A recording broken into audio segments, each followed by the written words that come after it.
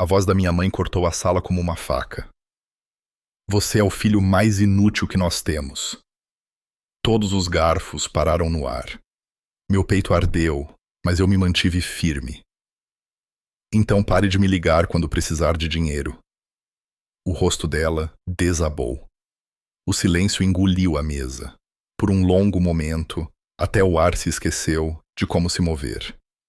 Estou prestes a compartilhar algo muito íntimo. Mas antes de começar, você pode dizer oi nos comentários ou me dizer de onde você é. Adoro saber até onde minha história pode chegar. É sempre bom saber que não estou sozinho nisso. Obrigado. E agora, deixe-me contar tudo. E se minha história tocar você, por favor, inscreva-se neste canal. Pode parecer pouco, mas seu apoio me ajuda a continuar compartilhando a minha verdade. Meu nome é Lucas Macedo, e esta é a história de como minha família tentou me quebrar e o que aconteceu quando eu finalmente me impus.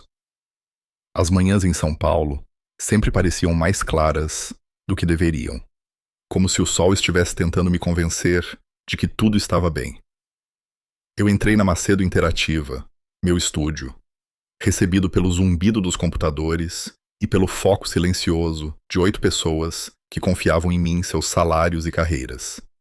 Thalia, minha produtora, já estava esperando com o quadro do sprint aberto, post-its transformados em tarefas digitais. Verifiquei o backlog, reatribuí alguns itens e enviei as notas de atualização para nossa demo de sexta-feira com a Vortex Games. Minha vida aqui tinha ordem, progresso e resultados, números e marcos que eu podia apontar e dizer: isto é meu. Enquanto eu tomava um café morno, um e-mail apareceu com um assunto do que fez meu peito apertar. Convite para palestrar na GDC. Fiquei olhando por um momento, então cliquei para abrir. São Francisco, palco principal, painel sobre design de experiência do usuário. Deixei escapar um assobio baixo. Isso era o tipo de coisa com que meu eu mais jovem havia sonhado. Antes que eu pudesse saborear, meu celular vibrou. Uma mensagem de Marla iluminou a tela. Vi o anúncio. Sabia que ia acontecer. As bebidas são por minha conta quando você voltar da palestra. Quase ao mesmo tempo, Juan mandou uma mensagem. Jantar hoje à noite. Estou fazendo reserva. Isso merece comemoração. Por um segundo fugaz, permiti-me sentir orgulho, mas o feitiço se quebrou no instante em que o telefone tocou, a tela piscando. Mãe. Oi, mãe, atendi, me preparando. A voz dela veio, afiada e fria. Lucas, você já comprou sua passagem para o Natal, certo? Não se atrase este ano. Ah, e o telhado aqui está nos dando problemas de novo. Nada grande, só um pouco caro. Pausei, forçando minha voz a permanecer calma. Quanto estamos falando? O que exatamente precisa ser consertado? Você tem um orçamento? Ela se esquivou imediatamente. Sempre com as perguntas. Por que você não pode simplesmente ajudar quando precisamos? Honestamente, Lucas, quando você vai sossegar com alguém respeitável e nos dar motivos reais para ter orgulho? Suas palavras me atingiram como sempre, não apenas me dispensando, mas apagando tudo que eu havia construído. Contra o instinto que gritava: diga não. Eu me ouvi dizer: vou mandar algo para cobrir por enquanto. Depois que desligamos, transferi o dinheiro mesmo assim, odiando-me por isso. Minha planilha, aquela que rotulei de livro-caixa da família, piscou para mim com precisão fria. Adicionei o novo lançamento, mais alguns milhares de reais, na crescente soma de mais de 120 mil reais em apenas 3 anos. Mais tarde, naquele dia, o grupo de chat da família se iluminou. Uma foto de Tiago, meu irmão, segurando um prêmio de vendas. Minha mãe inundou o chat com emojis de palmas e palavras orgulhosas. Eu enviei uma foto do nosso quadro de Marcos no estúdio. O silêncio se seguiu. Apenas meu pai, Henrique, me mandou uma mensagem privada. Obrigado, filho. Não conte para sua mãe. Apenas palavras em uma tela, mas eu podia ouvir a culpa nelas. Naquela noite, rolando meus extratos bancários, parei abruptamente. A linha dos reparos do telhado mostrava que o dinheiro havia entrado na conta conjunta dos meus pais. Uma nota de memorando chamou minha atenção. Jantar da Fundação Beneficente. Meu estômago revirou. Pesquisei mais a fundo e encontrei o recibo da doação. O reconhecimento estava impresso claramente. Generoso apoio de Marta e Henrique Macedo. Meu nome não era nem uma sombra ali. Recostei-me, olhando para o teto. Na terapia, o Dr. Bastos me disse para praticar dizer não, para lembrar que cada sim, sem limites, arrancava um pedaço de mim. Eu sussurrei em voz alta no quarto vazio, como se estivesse ensaiando para uma peça que não tinha certeza se teria coragem de estrelar.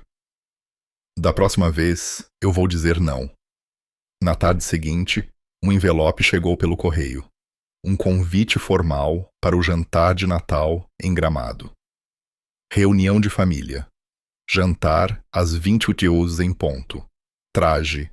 Formal. Contribuições familiares são apreciadas. Meus olhos se demoraram naquela última linha. Então, deslizei o cartão para a gaveta da minha mesa, fechando-a com uma batida suave, em vez de prendê-lo no meu quadro. Eu voei para Porto Alegre e dirigi até Gramado mais cedo, dizendo a mim mesmo que era para ajudar meu pai com a casa. Mas, na verdade, era para ver por mim mesmo para onde o dinheiro tinha ido. A casa em estilo bávaro se erguia orgulhosa, com guirlandas nas janelas, luzes traçando a linha do telhado, mas eu sabia o quão fina era aquela perfeição. Lá dentro, o ar cheirava a torta de maçã e cera, mas meus olhos se fixaram nas paredes imediatamente. Cada centímetro da sala de estar estava coberto com os troféus de futebol de Tiago, fotos emolduradas da família perfeita de Clara, até mesmo os projetos de arte de Iris.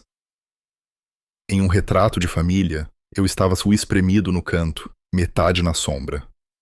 Na garagem, pilhas de caixas de papelão cobertas de poeira. Abri uma delas e encontrei pastas de contas antigas, envelopes grossos de recibos e um álbum rotulado como formatura. Meu peito apertou quando o abri. Dentro estava o convite para minha formatura da faculdade, ainda lacrado, e um bilhete rabiscado com a caligrafia da minha mãe. Não precisa ir. Torneio do Tiago. O som de passos me fez fechar a pasta bruscamente. Meu pai estava lá, ombros caídos, um homem desgastado. Lucas, ele disse suavemente. Sua mãe. Ela quer que tudo pareça perfeito para a comunidade, para as amigas dela. Ele me entregou um envelope pardo, como se pesasse 50 quilos. Dentro, havia fotocópias de cada transferência que eu havia feito nos últimos 3 anos. Ele as havia impresso, furado e preso cuidadosamente. Eu mantive um registro. Ele sussurrou, sem me encarar. Senti uma raiva azeda crescer. Por que você não disse nada? Ele engoliu em seco. Porque ela me pediu para não dizer. Na noite da sua formatura, ela me disse para levar você para consertar o aquecedor de água, para que as pessoas não notassem que ela faltou. Ele não conseguia me olhar. A verdade pousou mais pesada do que qualquer insulto. Não era apenas que minhas conquistas eram ignoradas. Elas tinham sido apagadas de propósito. Tirei fotos dos recibos e os guardei na minha bolsa. O livro caixa da família tinha novas evidências agora. Prometi a mim mesmo que o próximo pedido não seria recebido com conformidade silenciosa. Naquela noite, sentamos ao redor da mesa de jantar, a toalha vermelha brilhando sob as luzes quentes. A comida cheirava bem, mas o ar estava pesado. Eu testei o terreno. Se alguém precisar de dinheiro daqui para frente, vou precisar de um plano de pagamento por escrito. Termos claros, assinados, com datas. O silêncio foi instantâneo. Clara se mexeu desconfortavelmente. Iris baixou a cabeça. Tiago pigarreou e começou uma história sobre o trabalho. Os olhos da minha mãe endureceram. Um homem de verdade não fica contando centavos com a família. Ele provê, sem manter um placar. Cerrei o maxilar. Eu não sou uma conta bancária infinita. Eu mereço respeito pelo que já fiz. Ela me dispensou com um aceno de mão, como se eu fosse uma criança pedindo doces. Mais tarde, andando pelo corredor, notei uma brochura brilhante sobre uma mesa. Jantar de gala anual. Patrocinadores Ouro. Marta e Henrique Macedo. Virando-a, encontrei a nota de orçamento. Fundos listados. Reparos do telhado. LM. Minha contribuição, rebatizada para os holofotes dela. A raiva, que estava fervendo agora, borbulhou. Eu a confrontei diretamente. O dinheiro do telhado foi para essa gala, não foi? Ela não vacilou. Família é uma conta só. Você se beneficia quando todos nós parecemos bem. Eu a encarei, os punhos cerrados ao lado do corpo. Não mais. De agora em diante, não. De volta a São Paulo, entrei no estúdio determinado a traçar minha primeira linha dura. A revisão do sprint correu bem. A equipe estava orgulhosa de que o novo recurso de acessibilidade passou nos testes. Thalia me lembrou de finalizar meus slides para a palestra na GDC. E Juan se aproximou depois da reunião, com sua voz firme, dizendo-me que era hora de eu parar de carregar pesos invisíveis que ninguém sequer admitia que existiam. Por um momento, senti o equilíbrio que havia construído em minha própria vida. Mas não durou. Naquela tarde, Marla me enviou um link sem comentários, apenas uma foto recortada do programa da gala local. O painel de patrocinadores dizia em negrito: Doadores Platina. Marta e Henrique Macedo. O valor listado era a quantia exata que eu havia transferido para essa mensalidade da faculdade de Iris. Meu peito se contraiu. Liguei para Iris imediatamente, precisando da verdade.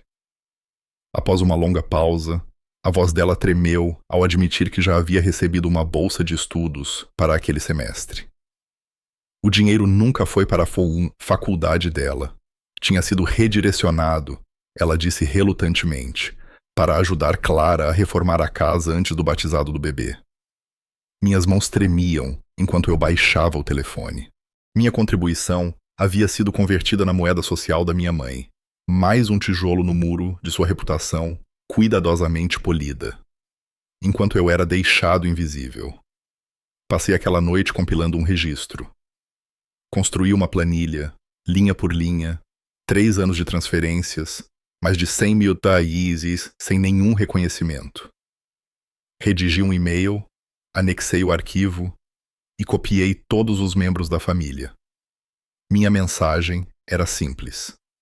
Eu não enviaria mais um único centavo, a menos que os pedidos viessem com um propósito por escrito e um acordo de reembolso com total transparência.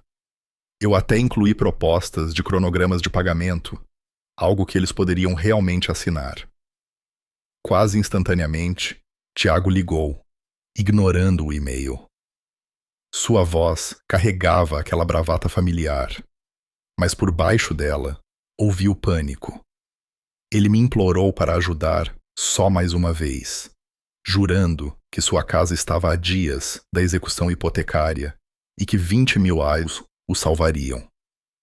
Eu ouvi, mas não disse nada, deixando-se o silêncio pairar até que ele desligou.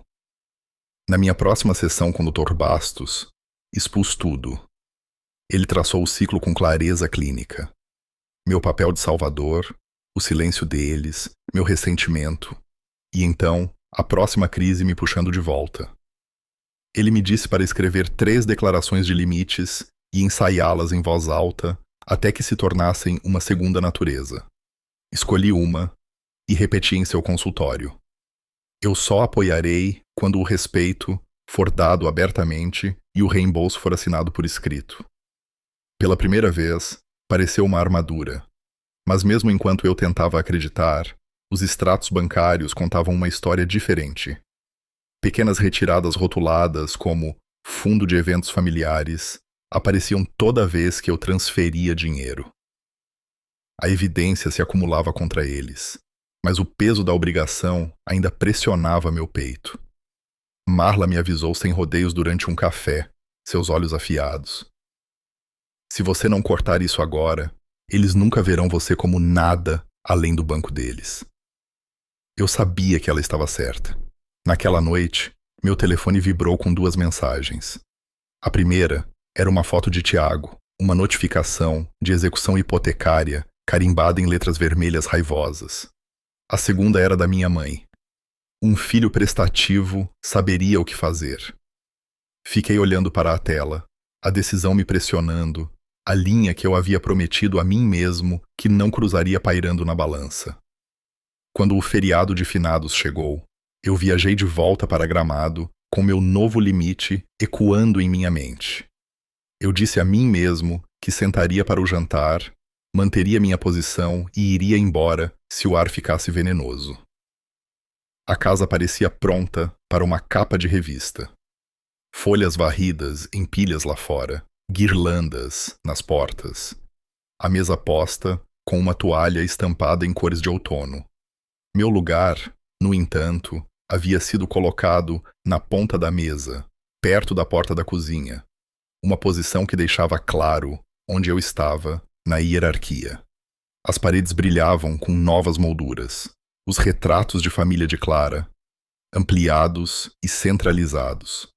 Minha própria foto estava pendurada, menor, desbotada na borda, como uma reflexão tardia. Sentei-me em silêncio enquanto a refeição começava. Minha mãe se inclinou para Tiago, elogiando seus números de vendas. Ela se virou para Clara, mimando seus filhos e elogiando seu pudim caseiro. Iris foi gentilmente provocada sobre se formar em breve. Quando tentei compartilhar que havia sido convidado para palestrar na GDC, minha mãe me cortou no meio da frase, virando-se para Clara novamente. Não se esqueça de trazer a sobremesa para os convidados, disse ela, como se minhas palavras não fossem nada mais que um ruído de fundo. Empurrei meu prato para trás levemente, o amargor se acumulando em minha garganta. Enquanto pegava meu copo, ouvi Clara sussurrando para Nora, esposa de Tiago. O Lucas está indo muito bem, na verdade. Ele vai palestrar em uma conferência enorme, mas a mamãe não quer que seja mencionado. Ela diz que pode chatear o Tiago. Minha mão congelou. Não era apenas indiferença. Era deliberado. Meu sucesso estava sendo enterrado para preservar a imagem frágil do orgulho do meu irmão. Mais tarde, quando o útero estava sendo cortado, minha mãe se recostou e sorriu, como se estivesse esperando por sua chance. Se o Lucas tivesse focado em uma carreira de verdade, ele não teria desperdiçado tantos anos com joguinhos. As palavras bateram forte, e antes que eu pudesse responder, Tiago riu e acrescentou. Ele só deu sorte, isso sim. A sala se encheu de risadas forçadas, e os olhos do meu pai piscaram para mim, doloridos, mas silenciosos. Eu me levantei. As pernas da minha cadeira rasparam no chão. Minha voz estava firme, mais afiada do que eu me sentia por dentro. Se isso continuar, eu vou embora. Não vou ficar sentado aqui, sendo menosprezado. O olhar da minha mãe se estreitou. Isso não é um negócio, Lucas. Famílias não precisam de contratos e livros caixa. Famílias dão sem manter um placar. Eu balancei a cabeça lentamente, a raiva diminuída pelo cansaço. Famílias também não apagam umas às outras. O silêncio que se seguiu foi denso e pesado. Peguei meu casaco e saí para o ar frio da noite. Meu telefone vibrou enquanto eu estava na varanda, o frio cortando minha camisa. Uma notificação de e-mail brilhava na tela. Meu estômago embrulhou quando li um alerta do banco sobre um pedido de empréstimo feito em meu nome. Tiago havia tentado me usar como fiador. Sem minha assinatura, sem sequer perguntar. Minha respiração veio rápida, embaçando o ar frio de novembro, enquanto eu percebia que a traição havia cruzado uma linha que eu não podia ignorar. O e-mail do banco me encarava como uma luz de aviso que eu havia ignorado por tempo demais. Liguei imediatamente, andando de um lado para o outro no meu apartamento em São Paulo, com a janela entreaberta para uma noite. Uma mulher do departamento de fraudes atendeu, profissional e calma. Eu dei meu nome, meu CPF, o alerta que recebi. Ela digitou, pausou e então disse: um pedido de empréstimo listando o senhor como fiador, enviado de Gramado, marcado como assistência familiar. Eu disse a ela que não era meu. Ela pediu permissão para congelar qualquer solicitação ligada à minha identidade e sinalizou o arquivo. Eu concordei. Então ela acrescentou, quase se desculpando, que o pedido havia sido confirmado verbalmente por um contato da residência que se identificou como sua mãe. A sala encolheu. Ela não tem essa autoridade, eu disse, ouvindo como minha voz soava fraca. A agente explicou que o nome do meu pai, como titular conjunto em certos produtos familiares, havia criado um histórico que o banco tratou como consentimento implícito em consultas anteriores. Eles haviam reduzido o atrito no interesse de ajudar um cliente existente. Anotei palavra por palavra, minha caneta pressionando tão forte que a ponta rasgou o papel. Estabelecemos uma senha para qualquer ligação futura, uma palavra que só eu saberia. Ela registrou minha denúncia, prometeu a documentação e me pediu para considerar um bloqueio de crédito. Agradeci e desliguei. O silêncio após a voz dela parecia uma queda na pressão do ar antes de uma tempestade. Liguei para Tiago em seguida. Ele não atendeu. Mandei uma mensagem dizendo que o banco havia bloqueado o empréstimo e qualquer uso do meu nome, que não haveria mais favores. 30 segundos depois, ele ligou de volta, ofegante e raivoso, acusando-me de abandonar meu próprio sangue quando ele estava tão perto de salvar sua casa. Esperei o discurso terminar. Quando ele parou, eu disse: você poderia ter pedido. Você não pediu. Você tentou assinar por mim. Ele começou de novo, mais alto. Então eu encerrei a ligação. Pela manhã, a papelada do banco chegou na minha caixa de entrada. Imprimi cada página e as deslizei para uma pasta rotulada com marcador preto grosso. Identidade. Por impulso, dirigi para o estúdio mais cedo, antes da equipe chegar, e espalhei as páginas pela minha mesa. A linha do tempo era clara. Ligações, consultas, pedidos. Nenhuma vez alguém havia usado a miel da minha voz. Abri o livro-caixa da família e adicionei uma nova aba. Desta vez, não dinheiro, mas incursões. Data, métodos, resultados. Lá estava, em colunas organizadas, a maneira como eu vinha sendo explorado, como uma linha de crédito que nunca fechava. Quando o relógio marcou 10 horas, caminhei 2 quadras até o consultório do Dr. Bastos. Ele ouviu enquanto eu rastreava tudo desde o início. A mensalidade, que não era mensalidade, o patrocínio da gala, o lugar na ponta da mesa no feriado, o pedido de empréstimo com meu nome. Ele não interrompeu. Quando finalmente fiquei sem fôlego, ele se inclinou para a frente, mãos entrelaçadas, e falou como alguém descrevendo padrões climáticos. Isso é um sistema, disse ele. Sua mãe faz a curadoria da imagem de uma família impecável. Ela a mantém intacta, atribuindo papéis. O seu tem sido o de provedor silencioso. O silêncio é o ponto principal. Senti o calor subir ao meu rosto. Então, Eu vou embora. É isso que ela vai dizer que eu fiz. Ele balançou a cabeça. Você redefine o contato. Você encerra o reflexo financeiro. Você substitui limites falados por limites escritos. As pessoas vão te dizer que isso é cruel. Não é. É clareza. Ele me pediu para elaborar uma declaração ali mesmo. Abri meu notebook e digitei. Listei cada transferência dos últimos 3 anos com datas e valores. Então, escrevi 3 frases até que se encaixassem na minha boca como uma chave. A partir deste dia, qualquer pedido de assistência financeira deve chegar por e-mail com um propósito claro e um plano de pagamento assinado. Qualquer uso de minhas informações pessoais, sem meu consentimento por escrito, será tratado como fraude e processado como tal. Respeito não é uma taxa que eu pago para pertencer. Ele me fez ler em voz alta. 1, 2, 3 vezes, até minha voz parar de tremer. Quando saí do consultório dele, não fui para casa. Sentei-me em uma cafeteria com meus fones de ouvido, o zumbido ao meu redor como ruído branco, e redigi o e-mail que havia prometido a mim mesmo que enviaria.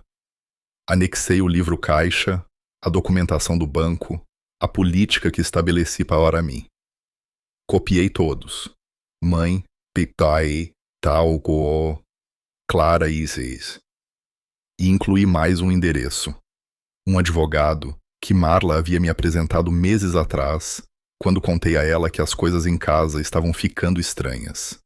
Apertei enviar e encarei a tela, o coração batendo forte. A primeira resposta foi de Tiago. Uma sequência rápida de acusações. Depois, uma ligação onde ele cuspiu que eu era sem coração, desleal, egoísta. Eu não atendi. Clara não escreveu nada, mas as bolhas de digitando apareceram e desapareceram por 1 minuto inteiro antes de sumirem. Iris mandou uma única linha. Me desculpe por ter ficado quieta. Pai me enviou um e-mail naquela noite. Não piore isso. Podemos resolver isso em particular. Fechei os olhos e me recostei na cadeira, o peso de décadas pressionando entre meus ombros. Então, peguei o telefone quando ele vibrou uma última vez. A mensagem da minha mãe foi curta. Você está destruindo esta família. Discutiremos isso no Natal. Li 2 vezes e coloquei o telefone virado para baixo. Não pareceu um aviso desta vez. Pareceu uma promessa. Gramado brilhava como um cartão postal quando cheguei na semana do Natal. A linha do telhado estava enfeitada com luzes brancas. O jardim estava coberto por uma fina camada de geada. O laço da guirlanda, amarrado com precisão cirúrgica. Lá dentro, a árvore se estendia até o teto, espelhando luzes no vidro da janela, e os presentes estavam empilhados em colunas organizadas sob os galhos. Eu carregava minha sacola de presentes em uma mão, e na outra, um envelope fino com recibos dobrados. Não como uma ameaça, eu disse a mim mesmo, como um registro. A sala de estar se encheu rapidamente com vozes familiares, organizadas em seus padrões usuais. Tiago falava mais alto que todos, dizendo ao meu pai que estava prestes a fechar um grande negócio depois das festas. Clara se movia em voltas suaves da cozinha para a mesa, convidando a todos para o batizado do bebê no próximo mês, prometendo enviar um convite formal. Iris apresentou um namorado tímido que apertava as mãos como um homem causando uma boa primeira impressão. Minha mãe orquestrava tudo com um sorriso que nunca alcançava seus olhos. Quando nos sentamos para a ceia, meu lugar estava na beirada novamente, a meio caminho da porta. Puxei a cadeira, sem comentar. Havia um ritmo na refeição que eu reconhecia. As perguntas direcionadas às mesmas pessoas, as vanglórias, girando como enfeites em um carrossel lento. Esperei por uma brecha clara para falar, e não encontrei. Meu apetite desapareceu. No meio da ceia, minha mãe pousou o garfo e inclinou a cabeça. Sabe, Lucas, você nunca faz nada de verdade por esta família, exceto jogar dinheiro por aí quando lhe convém. E então você se pavoneia como se tivesse consertado algo. Um murmúrio percorreu a mesa. Coloquei meu guardanapo ao lado do prato e falei uniformemente. Eu nunca fui agradecido por nada disso. A sala ficou silenciosa o suficiente para ouvir o aquecedor ligar. Meu pai encarou o copo. A boca da minha mãe se contraiu.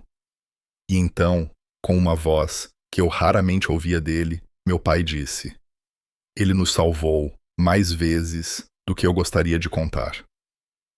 Não foi alto, mas foi sólido, como uma viga sendo colocada no lugar.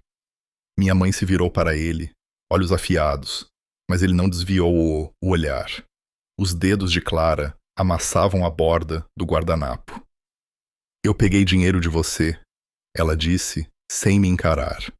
Para cobrir meus cartões, mamãe me disse para pedir a você em vez de contar ao Marcos. A confissão pairou ali, frágil e real. A voz de Iris falhou.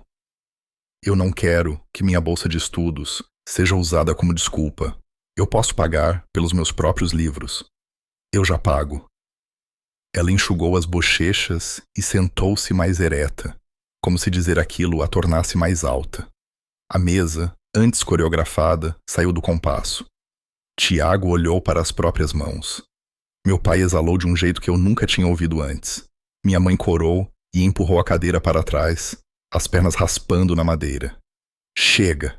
Ela disparou, a voz subindo como uma sirene. Você é o filho mais inútil que nós temos. Tudo dentro de mim se estabilizou. Aí estava, o roteiro sob o qual vivi desde que tive idade suficiente para entender que diferente significava menos que nesta casa. Eu me levantei. As pernas da cadeira rasparam em resposta. Ao meu redor, os enfeites tremiam em seus ganchos. Meu coração batia forte, mas devagar, como se meu corpo finalmente tivesse alcançado o que minha mente decidiu semanas atrás. Olhei para minha mãe, olhei de verdade e senti as palavras que pratiquei se acomodarem na minha língua, prontas para mudar a forma da sala. As palavras pairaram no ar como geada. Você é o filho mais inútil que nós temos. Ninguém se moveu. As velas piscaram como se a própria sala tivesse perdido o fôlego. Eu me levantei, palmas das mãos espalmadas na toalha da mesa, para afirmar o tremor que eu me recusava a mostrar, e encarei os olhos da minha mãe. Então pare de me ligar quando precisar de dinheiro. Um garfo escorregou da mão de alguém e bateu na porcelana. O som ecoou como um sino que ninguém queria ouvir. Eu permaneci de pé. Nós vamos ter uma conversa clara, eu disse, a voz nivelei, porque eu carreguei esta família de maneiras que ninguém aqui quer nomear. Peguei no meu casaco e coloquei uma pilha fina de papéis ao lado da travessa de Peru. $5.000 pelo carro do pai, quando a transmissão quebrou. E $30.000 pela mensalidade da Iris, dinheiro que nunca foi para a faculdade. De $20.000 para impedir que a casa do Tiago fosse tomada. Não uma, não duas, mas várias vezes. Somando tudo, mais de $120.000 em 3 anos. Deslizei a folha de cima para o centro. Aqui estão os recibos, e-mails, confirmações, datas e valores. Está tudo aqui. Nora olhou fixamente, como se tivesse entrado em um idioma diferente. Seu olhar se voltou para Tiago. Isso é verdade? Ele abriu a boca, depois a fechou. A cor sumiu de seu rosto. Clara levou a mão à testa e olhou para o prato. A respiração de Iris engatou e ela começou a chorar, do tipo silencioso que balança seus ombros antes que qualquer som saia. Meu pai engoliu em seco. Marta, já chega, ele disse, e o tremor em sua voz pousou como um livro pesado em uma prateleira. Minha mãe não olhou para ele. Eu não tinha terminado. A Iris tinha uma bolsa de estudos.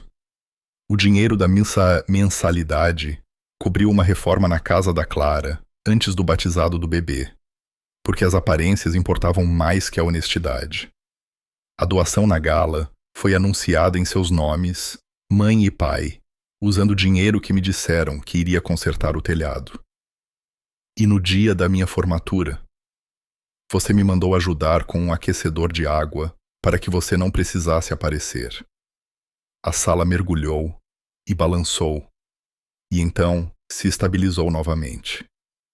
Vocês me chamaram de muitas coisas, mas nenhuma vez chamaram o que eu faço pelo nome. Nora se virou para Tiago, a voz baixa e uniforme. Você pediu dinheiro emprestado nas minhas costas. Ele não respondeu. Clara olhou para mim. A vergonha atravessando seu rosto como uma sombra. Me desculpe, ela sussurrou. Eu fiz o que me mandaram. Iris enxugou as bochechas e alcançou minha mão por baixo da borda da mesa. Eu apertei de volta. Juntei os papéis, empilhei-os e peguei a sacola de presentes que havia trazido para minha mãe, colocando-a na minha cadeira. Estes vão voltar comigo. Empurrei a cadeira para trás. Esta é a última vez que eu banco o caixa eletrônico desta família. As palavras eram simples, mas dizê-las parecia remover um anzol do meu peito. Vesti meu casaco.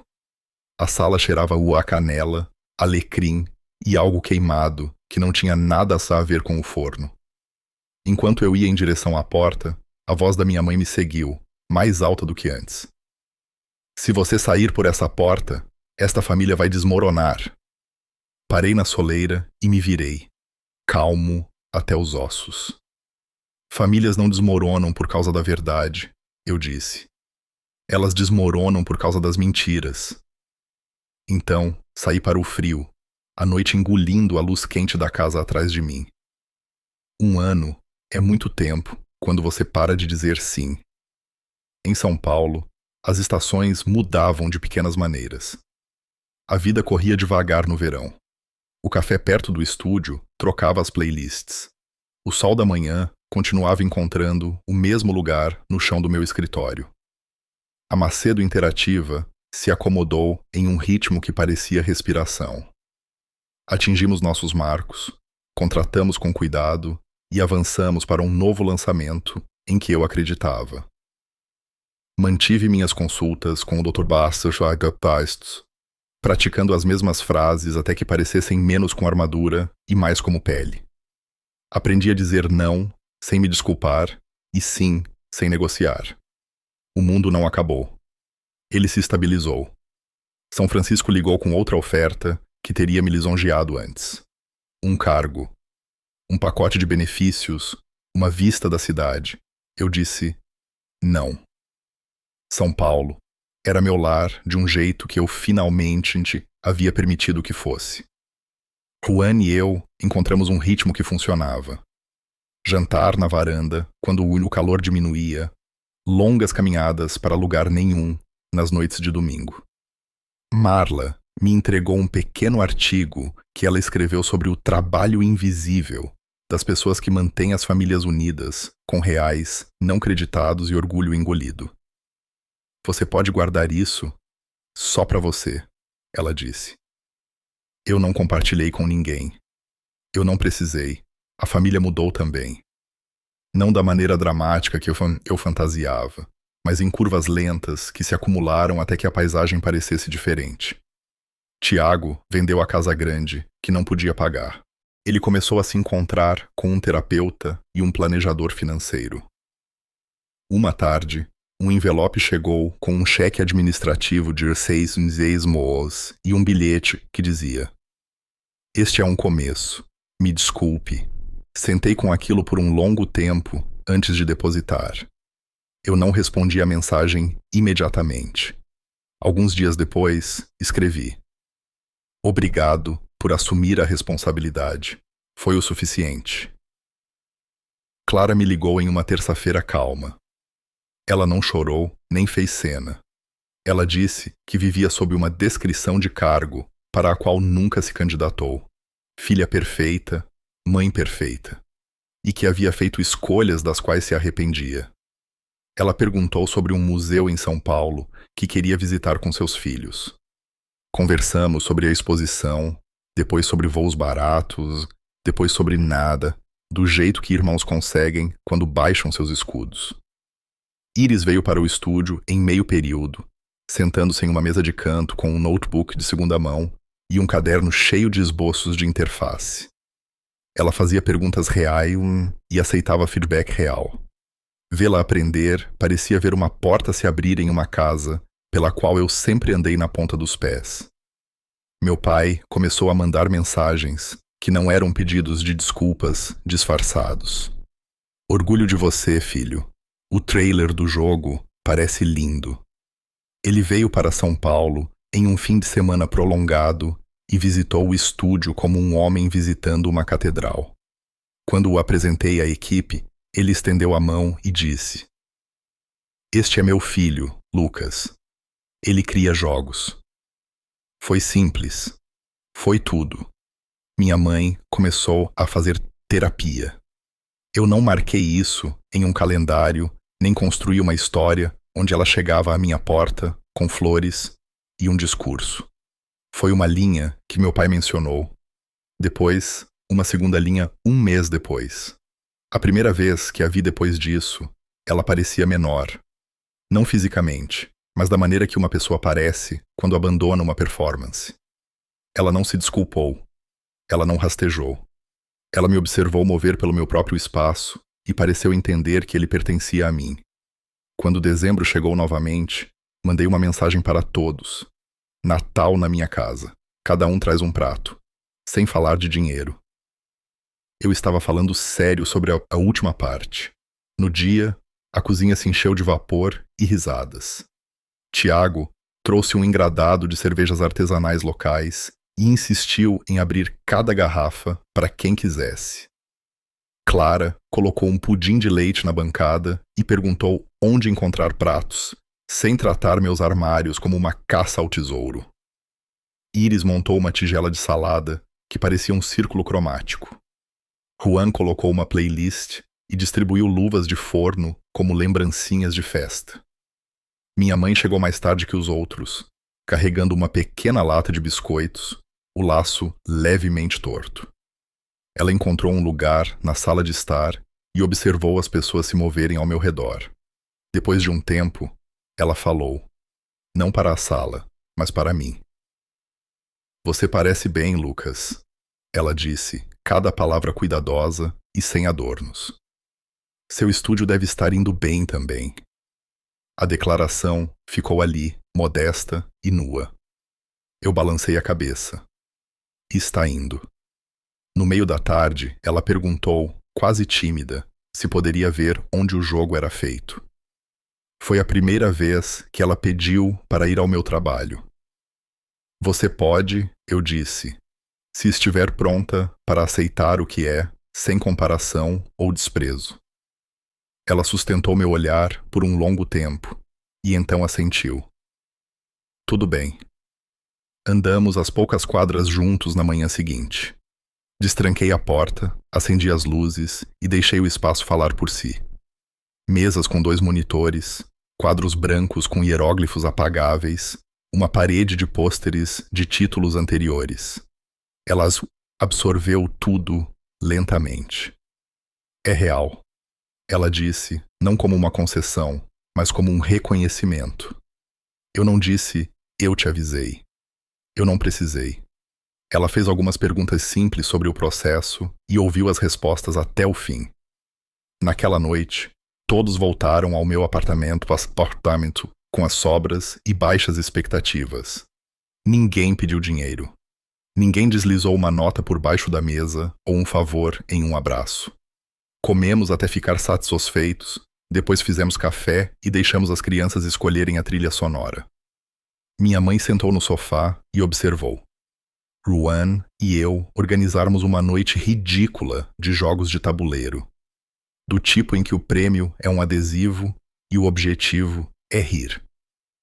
Quando ela sorriu, o sorriso alcançou seus olhos. De pé na pia, Mais tarde, lavando os pratos, enquanto a casa zumbia com uma paz que eu não reconhecia da minha infância, entendi algo que tentei conquistar por anos. Meu valor nunca foi um projeto de grupo. Não dependia de aplausos ou permissão, ou das manchetes na história de outra pessoa. Ele estava quieto onde sempre esteve, esperando que eu o defendesse. Sequei minhas mãos e me virei de volta para a sala, a luz se acumulando no chão como um caminho. Eu não precisava da aprovação deles para me sentir completo. Eu sempre fui o suficiente. Eu costumava acreditar que o silêncio era o preço para pertencer. Que se eu desse o suficiente, se eu preenchesse cada lacuna e consertasse cada rachadura, um dia, minha família se voltaria para mim com as palavras pelas quais eu estava faminto. Nós vemos você. Estamos orgulhosos de você. Você importa. Mas a verdade é que nenhuma quantia de dinheiro ou sacrifício pode comprar reconhecimento de pessoas que estão investidas em negá-lo. O que aprendi dolorosamente, lentamente, implacavelmente, é que respeito nunca é uma transação. É um limite. Sair daquela mesa de Natal pareceu quebrar a algo que nunca poderia ser consertado. Pensei que estava vendo a família desmoronar na minha frente. Mas o que desmoronou não foi a família. Foi a ilusão, a fachada de que eu existia apenas para bancar uma história na qual eu nunca tive permissão para ser o personagem principal. Naquela noite, sob o céu frio da Serra Gaúcha, percebi que o ato mais radical de amor que eu poderia oferecer a mim mesmo era parar de desempenhar um papel que estava me matando. Um ano depois, descobri que quando você para de financiar a ilusão, as pessoas são forçadas a confrontar a realidade. Tiago teve que encarar suas dívidas. Clara teve que encarar seus próprios comprometimentos. Iris teve que encontrar sua própria independência. Até meu pai teve que encontrar sua voz, tarde, mas firme. E minha mãe, a mulher que me rotulou de inútil, teve que encarar o fato de que seu poder dependia do meu silêncio. Ao me recusar a ficar quieto, dei a todos os outros a chance de mudar. Alguns aceitaram, outros lutaram. Mas eu não carregava mais as escolhas deles como minha obrigação. Esta é a parte que as pessoas não contam. Estabelecer limite não é uma punição. É uma libertação. Não destrói famílias. Destrói as mentiras que mantêm as famílias reféns. E se as pessoas quiserem permanecer na sua vida depois disso, elas virão com honestidade em vez de exigências. Eu compartilho isso não porque minha história é única, mas porque não é. Há tantas pessoas por aí silenciosamente se esgotando, esperando ganhar amor através do excesso de doação. Se você já se sentiu invisível, ou usado, ou apagado, eu preciso que você ouça isto. Você não é o papel que outra pessoa escreveu para você. Você tem o direito de reescrever o roteiro. E você já é o suficiente, exatamente como você é. Se minha história falou com você, se fez você se sentir menos sozinho, por favor, me avise. Deixe um oi nos comentários ou me diga de onde você é. Às vezes, apenas saber que há alguém ouvindo do outro lado torna o peso mais leve. E se você ainda não o fez, por favor, inscreva-se neste canal. Pode parecer um ato pequeno, mas seu apoio significa tudo. Isso me permite continuar compartilhando essas histórias honestamente, sem vergonha, sem filtros. Obrigado por ficar comigo durante esta jornada. Meu nome é Lucas Macedo e não sou mais definido pelo silêncio. Aprendi que as famílias podem tentar nos moldar, mas é a nossa própria voz que decide quem somos. E pela primeira vez, estou vivendo uma história onde não preciso da permissão deles para ocupar espaço. Eu sempre fui